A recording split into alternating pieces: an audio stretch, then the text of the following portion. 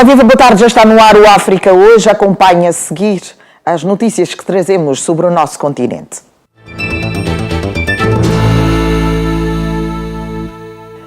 O vírus ébola está agora confinado apenas na localidade de Butembo, na região leste da República Democrática do Congo.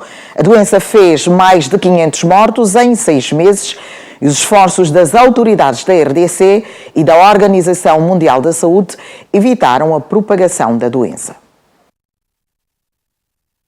A epidemia de ébola continua a fazer vítimas no leste da República Democrática do Congo, com um balanço de mais de 500 mortos, 6 meses após a declaração do surto. 3 novos óbitos por casos confirmados e 7 outros encontrados e validados entre os casos prováveis aumentaram para 502 o número de pessoas que morreram como resultado desta patologia. Apesar deste aumento no número de mortes, as autoridades congolesas acreditam que o pior foi já evitado. A situação seria muito mais alarmante se a epidemia atingisse as grandes cidades desta região da República Democrática do Congo, de acordo com o ministro da Saúde da RDC. Acredito que a epidemia tenha sido bem controlada em todos os pontos de partida, incluindo o epicentro em Mangina, localidade de Beni. Foi evitada a propagação da epidemia para as grandes cidades como Bunia, Kasangani e Goma. Acredito também que conseguimos conter o progresso da epidemia que não atingiu nenhum dos países vizinhos. A campanha de vacinação, lançada a 8 de agosto, ajudou a conter a propagação da febre hemorrágica, mas persistem ainda algumas bolsas de resistência no leste da RDC, segundo o ministro congolês da Saúde. Ficamos com o epicentro, que é uma zona ao lado de Butembo. Há uma especificidade nesta área onde tivemos mais dificuldades e com impacto negativo no progresso das nossas atividades. A premissa para o fim da atual epidemia na RDC é, portanto, a extinção do surto em Cátua. Esta é a segunda epidemia de ébola mais violenta da história, depois de matar mais de 11 mil pessoas na África Ocidental em 2014. O Uganda lançou na semana passada uma tinta especial que afugenta o vetor da malária em residências. As autoridades de saúde ugandesas esperam que esta invenção ajude a ter sucesso na campanha para tornar o país livre da doença. Uma tinta especial que afasta os mosquitos foi lançada esta terça-feira no Uganda, num esforço de luta contra a malária. As autoridades de saúde do país estão confiantes de que o novo método de prevenção reduzirá a taxa de prevalência da doença no Uganda. A malária continua a ser um grande problema de saúde pública no país e esta tinta tem o que o seu fabricante Kansai Plascon chama de efeito demolidor. Se um mosquito pousar na parede, ela absorve o ingrediente ativo e fica incapacitado. Durante um período de tempo, ele será imobilizado e eventualmente derrubado. A tinta está projetada para ser aplicada em propriedades residenciais, bem como em edifícios públicos e comerciais. Espera-se que os centros de saúde e jardins infantis sejam os primeiros beneficiários. A realidade da vida é que você precisa tomar tantas precauções quanto possível. A tinta anti-mosquito é apenas um vetor.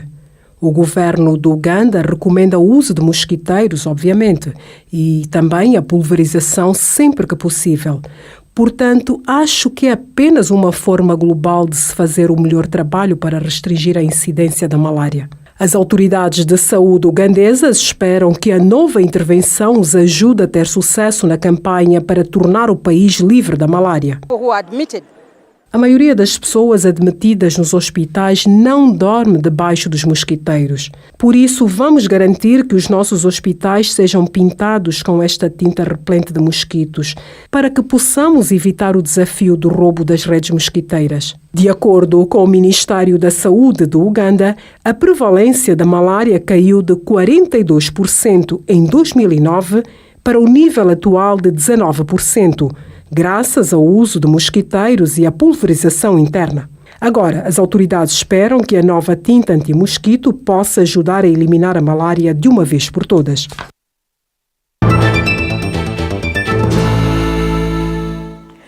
Os líderes africanos presentes em Addis Abeba foram alertados para o dever do cumprimento do mapa para a eliminação das armas que ainda proliferam pelo continente africano, cujo limite é o ano de 2020. Das questões políticas, passando pelos direitos humanos, assuntos económicos, agricultura e desenvolvimento rural, infraestruturas, energia, recursos humanos e ciência e tecnologia, a África volta a ser colocada à lupa, com os observadores a reconhecerem progressos, mas a voltarem a alertar que ainda há um duro caminho por percorrer.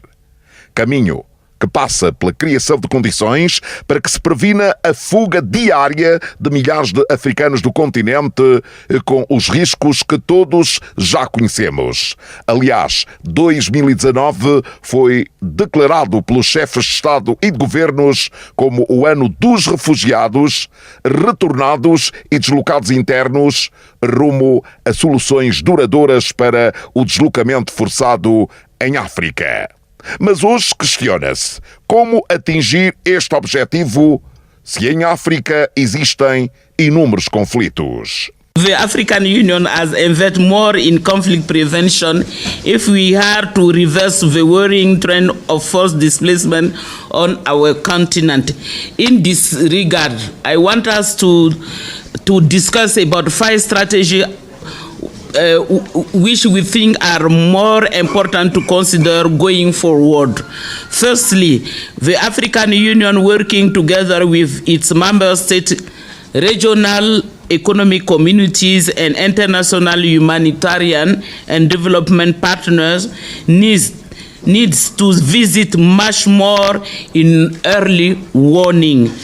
When signs of conflict are detected, we need to intervene and prevent as escalation of an emerging conflict. De acordo com a comissária da União Africana para os Assuntos Políticos, a diplomacia tem de funcionar melhor, de forma a que os conflitos sejam resolvidos através do diálogo.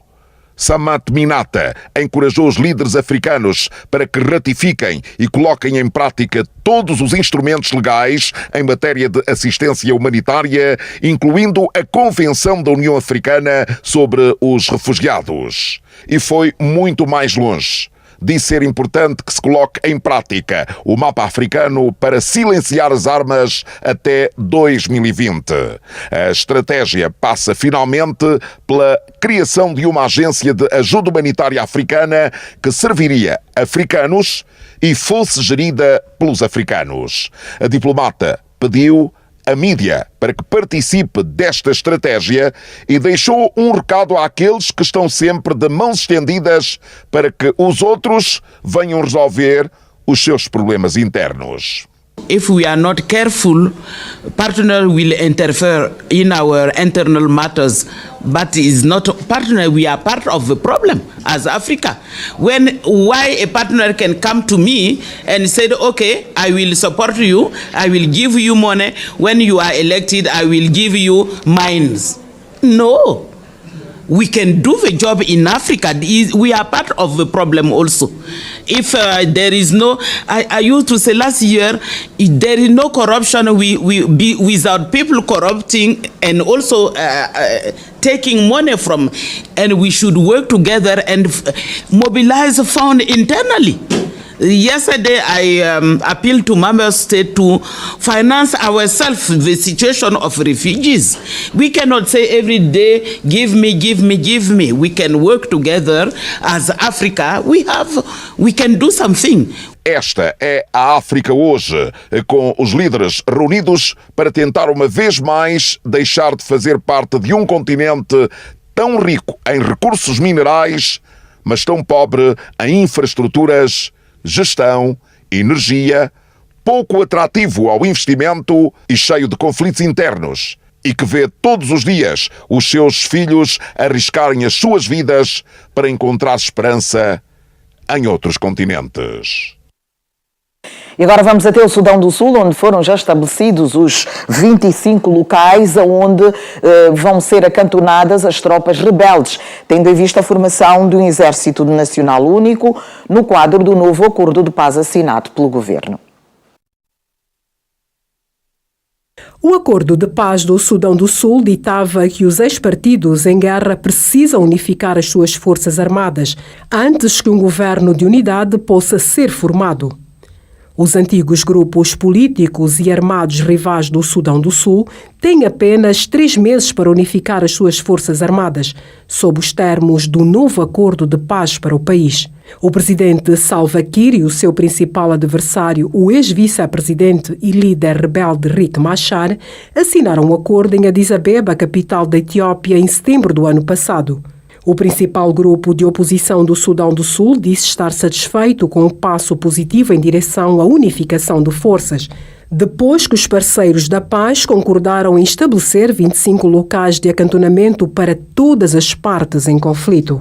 Quando terminarmos de colocá-los nos locais de acantonamento, eles serão levados para os centros de treinamento unificado que ainda serão estabelecidos. Depois, eles serão graduados e mobilizados. O analista político do Sudão do Sul, Andreas Mabior, acredita no atual acordo de paz. Há uma vontade política para implementar o acordo, porque o Dr. Riek Machar e outros líderes da oposição virão. Por isso, estou muito otimista sobre este acordo de paz, apesar de haver ainda alguns desafios de financiamento. As partes que assinaram o acordo de paz disseram que a escassez de fundos significa que o governo não pode arcar com a reforma dos seus serviços de segurança. A missão das Nações Unidas no Sudão do Sul disse que 190 mil deslocados continuam a viver nos seus centros em todo o país. Muitos deles estão com muito medo de regressar a casa, por preocupações com a possibilidade de a violência irromper de novo. O governo do Sudão do Sul disse que está a tentar fazer tudo para estabelecer uma paz duradoura no país e fechar os campos de refugiados. Eu quero encorajá-los que o governo e os seus parceiros vão garantir condições para eles regressarem às suas zonas de origem de forma voluntária e nenhum de nós está a obrigá-los. A capital do Sudão do Sul, Juba, acolhe também milhares de deslocados e muitas dessas pessoas estão prontas a regressar às zonas de origem. As Nações Unidas disse ontem que os direitos dos refugiados são mais respeitados em África do que em qualquer outra parte do mundo. As eleições do Bureau da Assembleia da União Africana para 2019 e do Presidente da União Africana para até janeiro de 2020.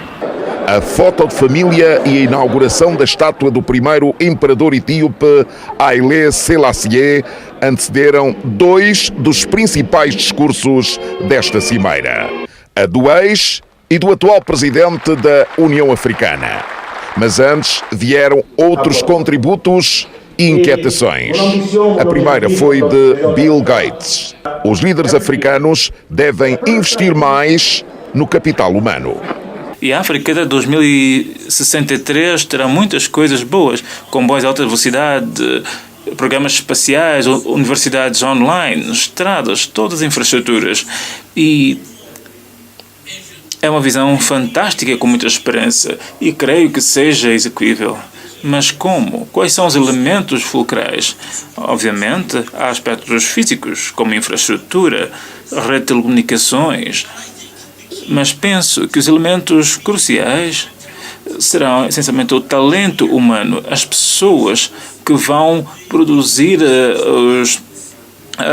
as naves espaciais, as pessoas que vão planear as redes de transportes modernas.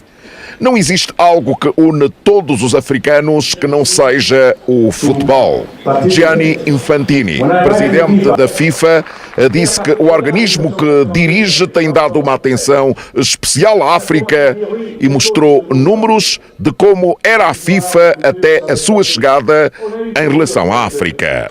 Nós duplicamos o número de equipas que participam no Mundial e, ao invés de apenas 5 equipas, teremos 9 equipas e meia. 9 qualificam-se e uma equipa tem que fazer uma qualificação. Então, cerca de 10 equipas, o dobro do que estão agora no Mundial, o que dá a todos mais possibilidades de participarem.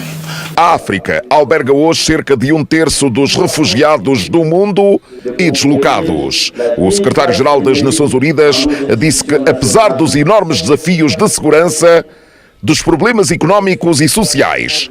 Os governos e povos de África sempre se mantiveram abertos para milhares de necessitados. Infelizmente, este exemplo não tem seguido em todo lado. António Guterres disse tratar-se de uma tarefa árdua e, em português, deixou uma mensagem de esperança. Grandes desafios persistem, mas há ventos de esperança a soprar por toda a nossa agenda comum. A África está a avançar e há razões reais para otimismo. As Nações Unidas continuarão a trabalhar convosco em prol de um futuro pacífico e próspero para todos os africanos. Paul Kagame fez um breve historial do ano em que ficou à frente da organização. Saudou a assinatura do documento que cria a Zona de Livre Comércio, pediu às autoridades da Guiné-Bissau e outros Estados africanos que ainda não ratificaram o documento a fazê-lo com urgência. Disse também que está na forja o passaporte africano, que criou grandes expectativas entre os cidadãos do continente à volta do protocolo de livre circulação em África. Os nossos objetivos era de prosseguir a construção de uma África mais capaz, que possa, portanto, respeitar os pilares da Agenda 2063 e melhor representar a África, os interesses africanos num plano global. Já o novo presidente da União Africana deixou claro que vai colocar em ação a Zona de Livre Comércio, desenvolver as trocas comerciais e fomentar as oportunidades de investimento intra-africanas. De acordo com Abdel Fattah al-Sisi, são urgentes e necessárias as reformas estruturais para fomentar o ambiente de negócios e assim atingir os objetivos traçados na Agenda 2063. Eu gostaria de pôr a tónica no princípio de solução africana para os problemas africanos e como a única via que nos irá permitir fazer face aos desafios que nos interpelam. E a África compreende melhor a complexidade dos seus problemas e a natureza específica. A África está melhor colocada para encontrar as soluções realistas que irão permitir-nos defender os interesses das nossas populações e permitir-nos evitar a exploração.